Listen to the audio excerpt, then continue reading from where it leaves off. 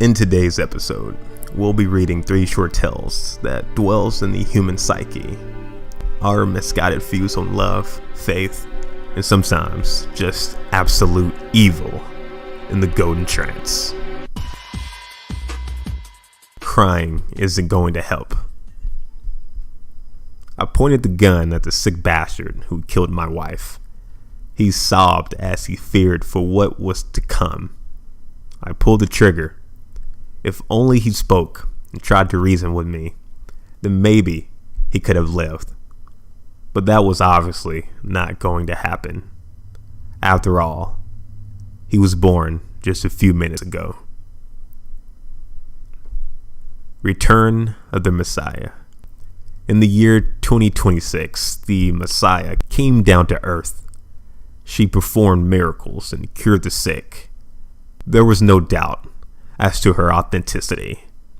She appeared to all nations at once. All believed, all worshipped her. Sometime later, after this period of our history, known as the Age of Peace, she dropped a bombshell on us. She warned us that heaven was almost full. Nobody had gone to hell during this age. There were a fixed amount of spots left. Paradise would be closed to all who died after the gates closed. That is when the mass suicides began. Taking your own life, she had told us, was not a sin if you died a pious man. The race was on. She looked on and was pleased. She returned to her home, to her throne of fire and flames, and greeted all with a nod of her wicked horns. The enemy.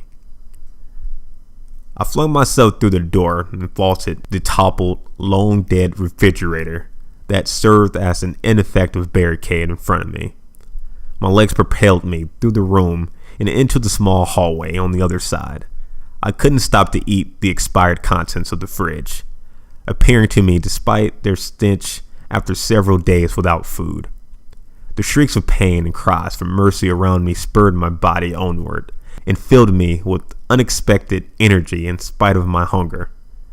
We were at war. I came to a halt in front of a small bathroom. A noise. Something behind the shower curtain. My fear heightened and images of the enemy flooded my mind. Merciless beasts wearing human skin, devouring indiscriminately, accepting no pleas and respecting no argument. Zombies. It had begun as we expected, with a virus. The original infected were almost a cliche.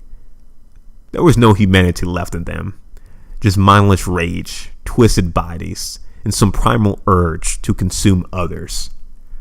Our generation had prepared with almost obsessive focus for this monster. The first wave was eradicated with almost laughable ease. We were not prepared for adaptation. We were not prepared for the creature, rebred by destroying the instantly recognizable zombie, a creature with more tact. Most of the first zombies were killed at close range. You understand, since longer range attacks were less likely to be fatal. We had trained ourselves, even before the outbreak, to equate infection with death when it came to zombies. A person died when their eyes clouded over and they started biting, not when you put a bullet in their head. The new strain of the virus still controlled the body, yes, but it left other faculties to the host. Maybe you could pull the trigger on a hopelessly crazed caricature of your best friend, your spouse, your child. But what if there was still a soul behind those eyes? If even as they attacked, they sobbed and screamed in their own voice? All the virus needed was a moment's hesitation. I bet you'd hesitate. I did. Which is why now I could only watch as my arm wrenched back the shower curtain and my hands reached for the cowering child. Why I could only beg for forgiveness before the virus used my mouth to tear ragged, bloody hunks from his body.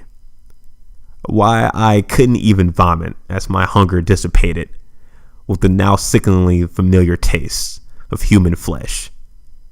We were at war, and I am the enemy. Blinded faith, a man that had gone mad and becoming the thing that you never thought you would see yourself becoming. All unfortunate tales that make you think in the Golden Trance.